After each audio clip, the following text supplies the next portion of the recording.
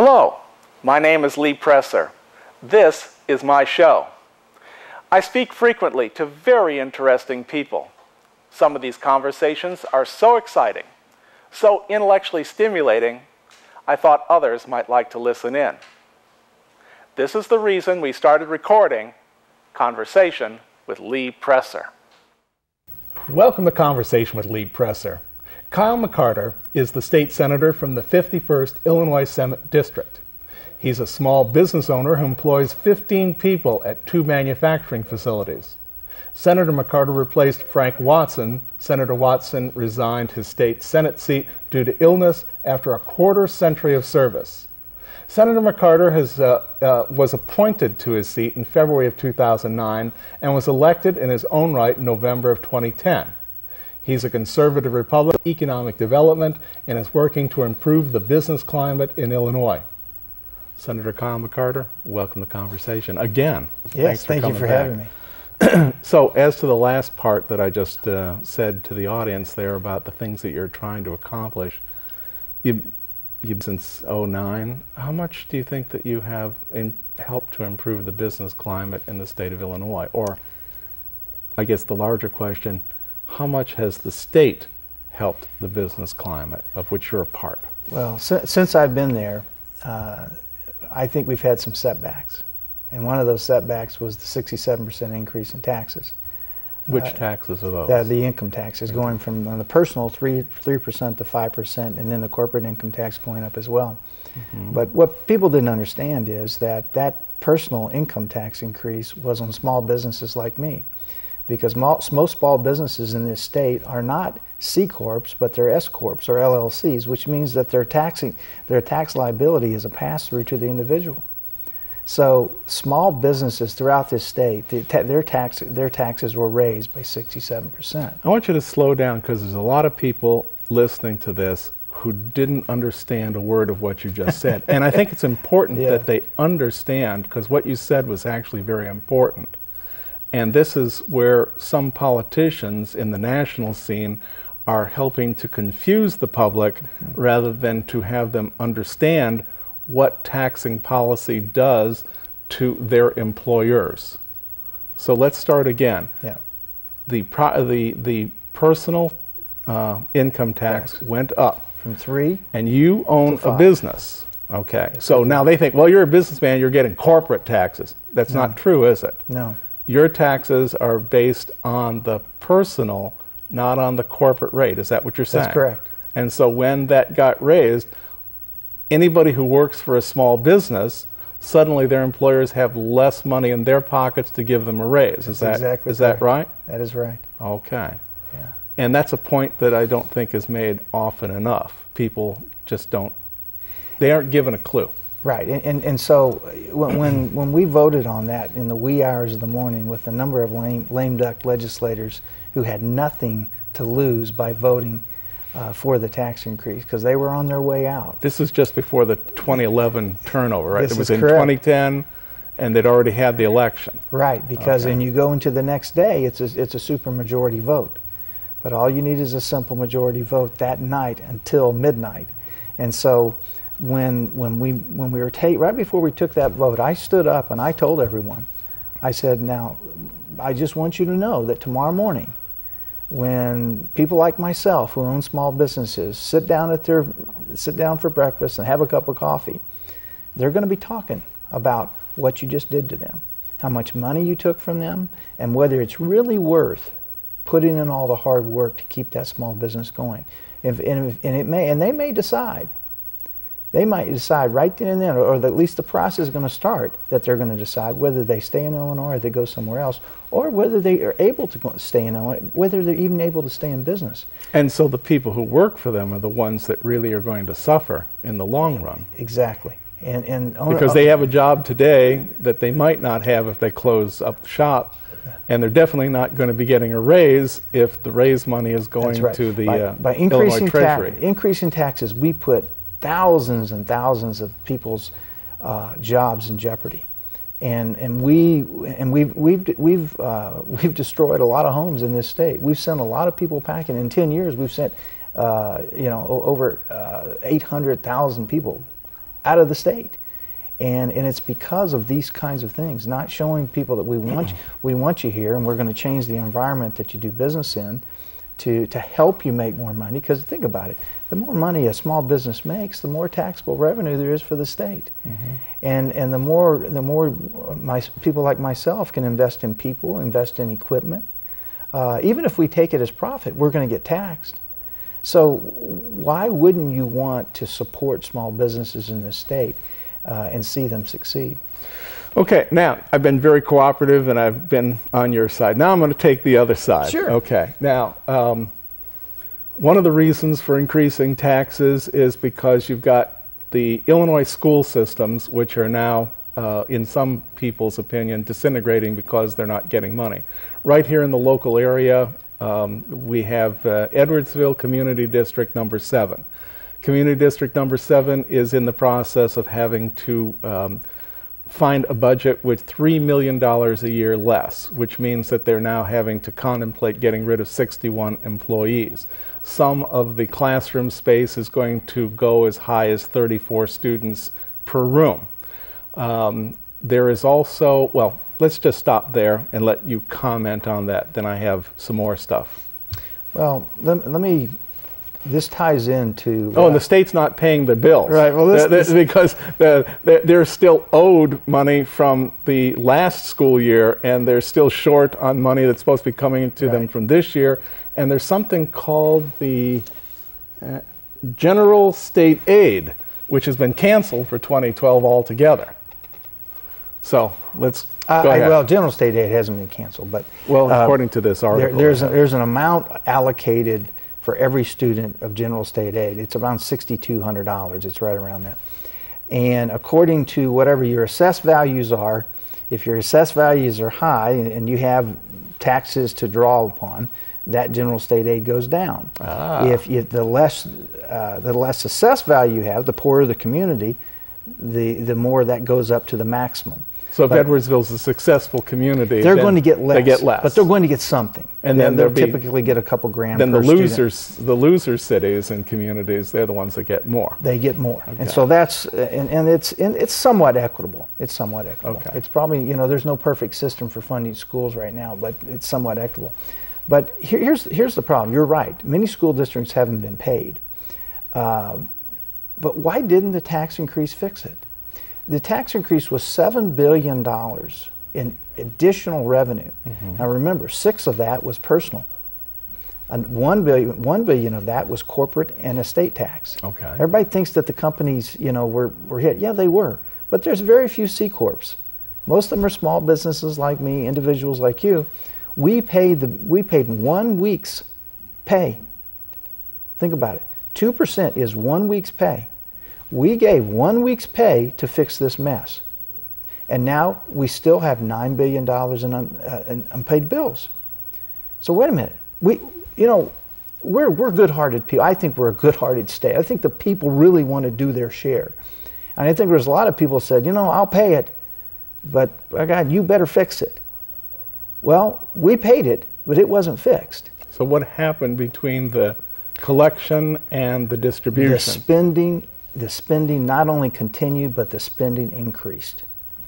And you've got 2 programs that are growing out of control: 1, pensions, and 2, Medicaid. Unless you address those 2, you can't limit your spending. We need a discipline of spending in this state. And it's really as simple as going back to 2008. If you take our spending back to 2008 levels, and believe me, there's a lot of schools that would like 2008 levels, that especially if they're getting paid on time. There's a lot of agencies that help the aged, the developmentally disabled. I mean, the elderly. I mean, there's a lot of people that would love to get what they were getting in 2008. But we have added one program after another. We've expanded Medicaid, made so many people eligible for it that we can't pay the bills. And so it comes down to us being willing to... Who's the we? Well, the General Assembly. The General Assembly said that we want to include more people in the Medicaid system? Correct. they want to allow more procedures for the people who are already in the system. More people are qualifying. The qualifiers are typically a percentage of poverty level. And you would think, well, that's 100%, right? No, that's 200%, 300% or more.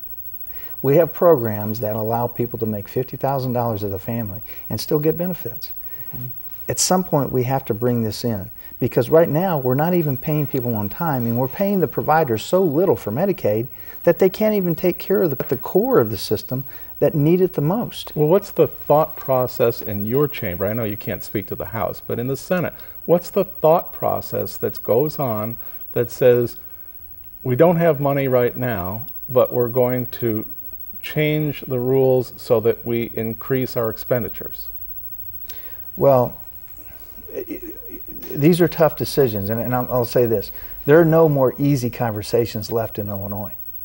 I know, but what thought process goes on in that room that says that we want to be more generous than we were even before when we didn't have money that year? The only reason people are not able to say no is because they've promised people things to get elected. And that's really what it comes down to.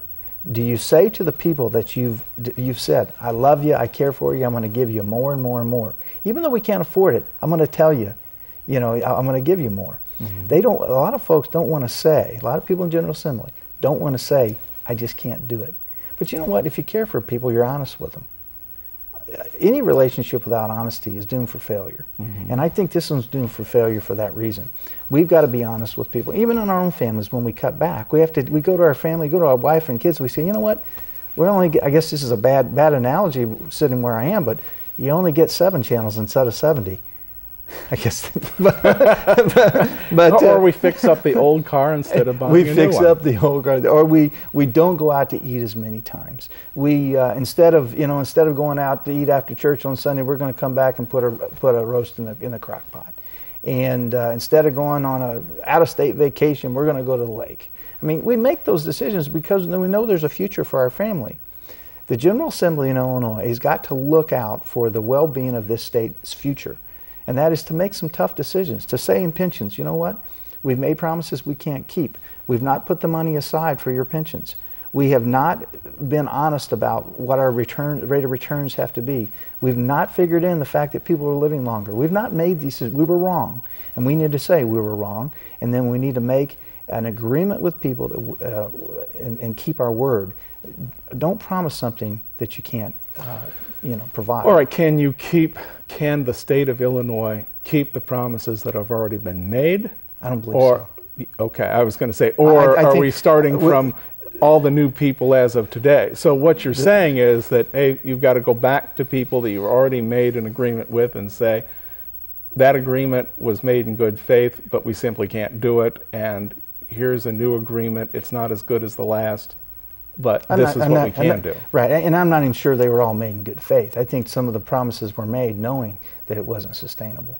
But those are the two systems. That's a serious charge right there. Medicaid and pensions are not outside sustainable. of the political world, that would be an indictable offense. But we're not. We're in the political war, and you've had people, like I said, make promises to keep people happy so that they can stay in office. And I know that my district is not the same as everyone else's district. I know that there are other senators who represent people that 60%, 70% of them are on some kind of general assistance. And I know that's a tougher decision for them than it is for me. But it's a tough decision that's got to be made, because unless you control the spending element of this budget, it doesn't matter how much you tax people, you'll never have enough. And we've gone through this experiment. The experiment has been done, and now let's sit back and see what it's gotten us.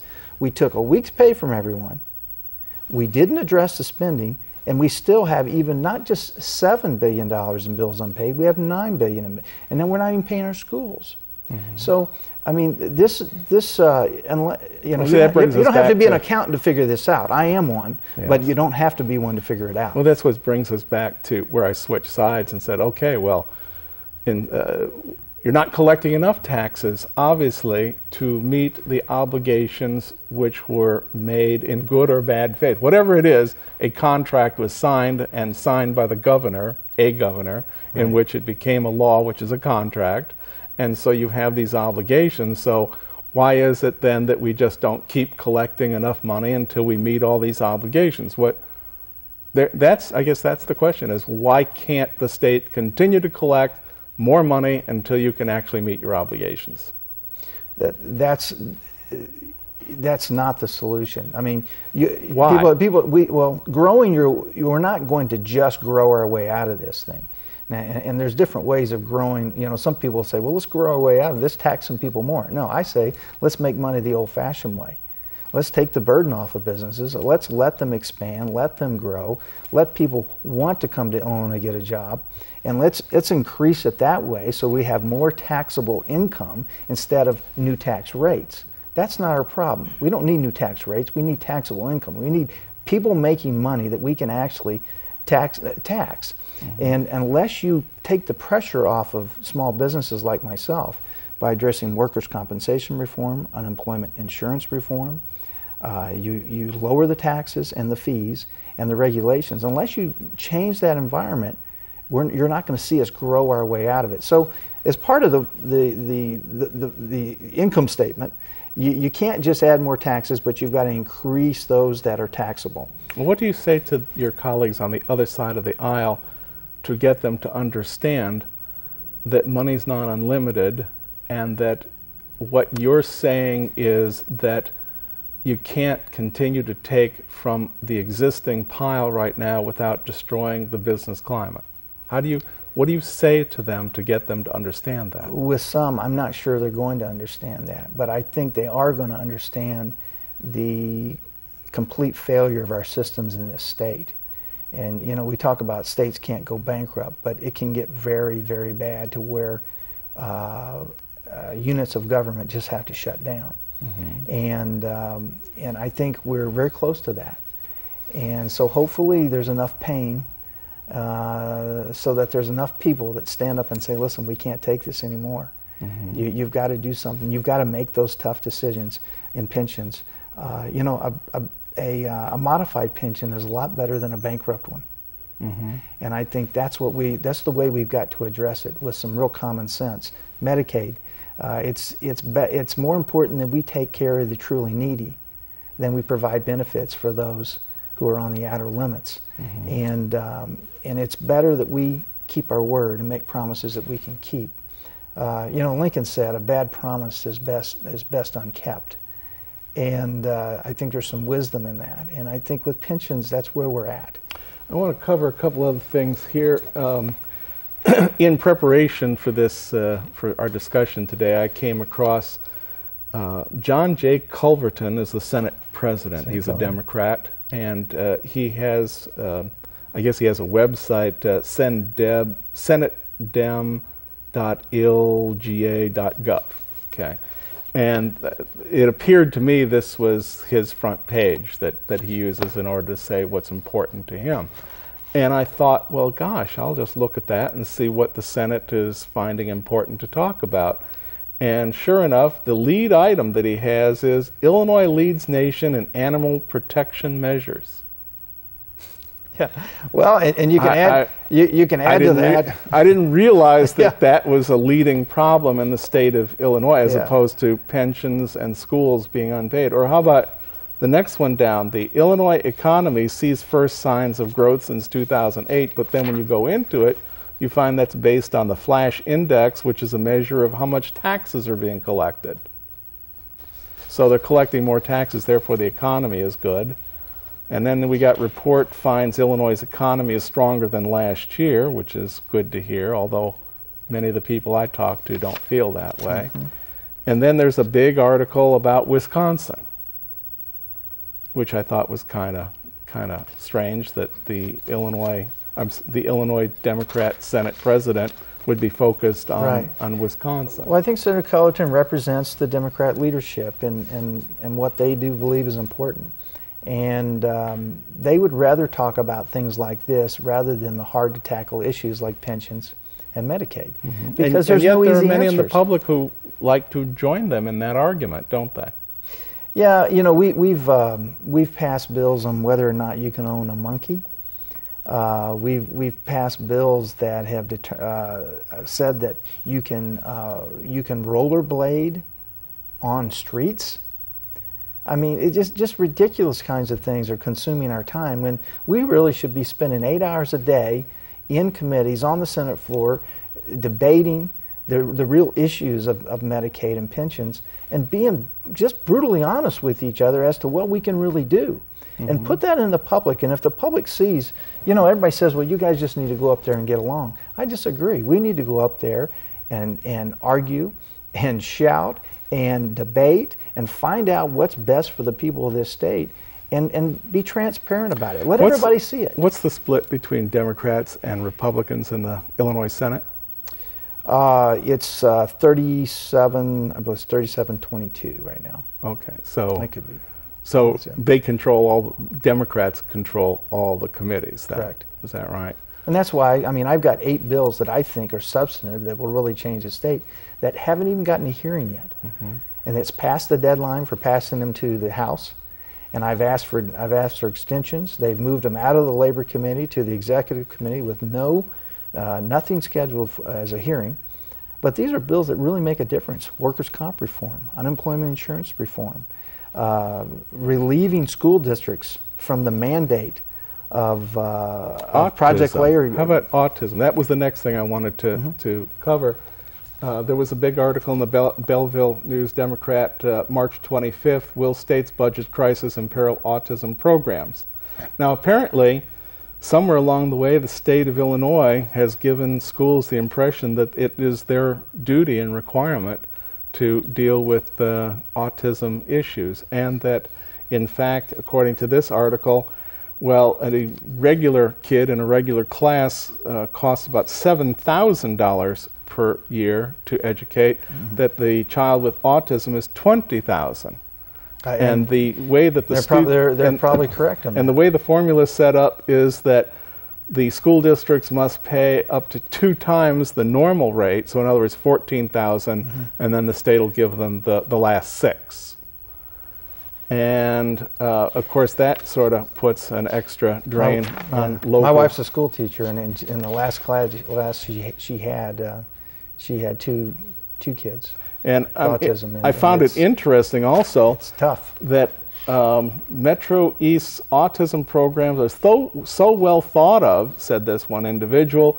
The military sends service people with autistic children to Scott Air Force Base, where they get medical care, therapy, and education at facilities on and off the base. So thank you, St. Clair County, for helping the United States military cover its autism costs. Mm-hmm.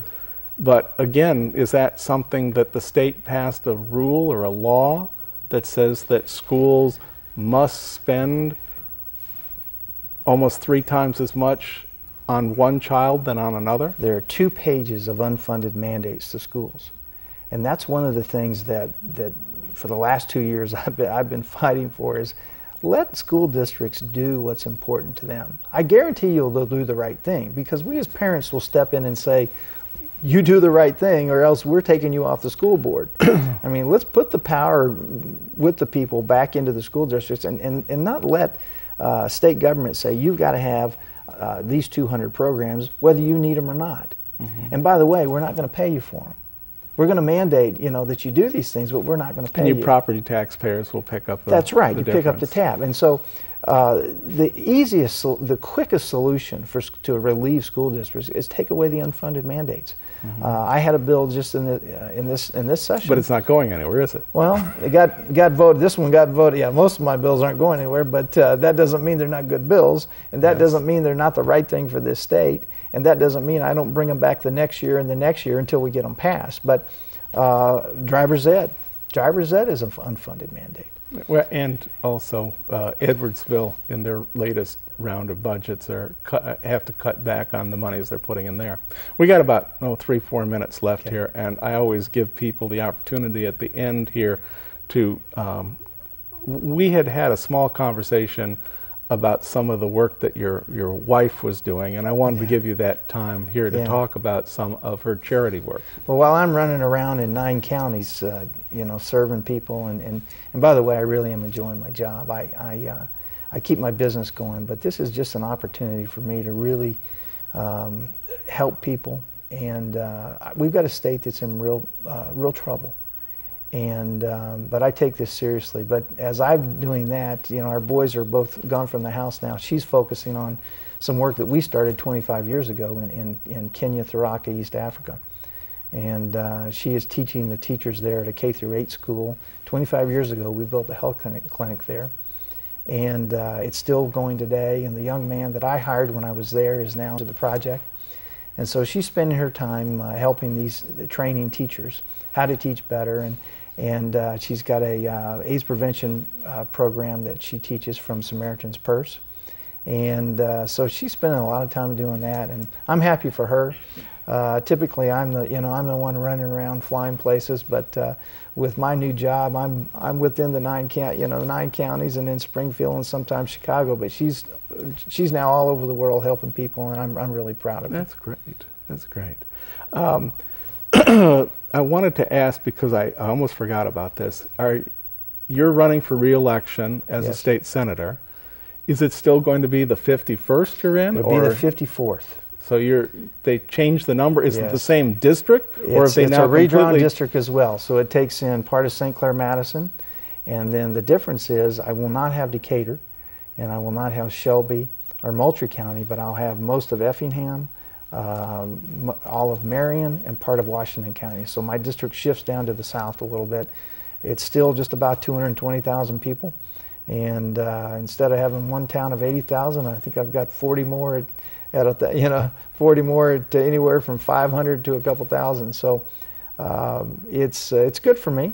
It's still about an hour and a half to the end of the district. Right now it's about 2.5. So it's a little closer, and I'm sure looking forward to serving the people of the 54th. Mm-hmm. I mentioned Frank Watson in the introduction, who has been a guest on this program. How is he doing these days? He's doing well. I think he's actually enjoying his retirement that is well deserved. He's got his grandkids he's taking care of, and spending a lot of time with them, and going to ball games, which he loved and has always loved. And he's my friend, my mentor, and just been really good to me. I tell people I could have followed a scoundrel and I would have been apologizing for him the whole time, but instead I followed Frank Watson, and I got to say that he's my friend. So I'm honored to follow his in his leadership. Well, that's about all the time that we have for this segment. We will have you back here another time for sure. Thank you for I having hope me. that the next time that you come that you can point to at least a few of your bills having gotten a hearing, if not being passed. Yeah. Thank you very much for being with us today. Thank you for having me. And I've been speaking with State Senator Kyle McCarter. He is currently the state senator from the 51st Illinois Senatorial District. After the election, it'll be the 54th. You heard the story. It's really up to you now to make a decision as to whether you're satisfied with the performance of your state legislature, or whether you think that there needs to be some changes. If you think changes, let some folks know. Thanks. See you next time.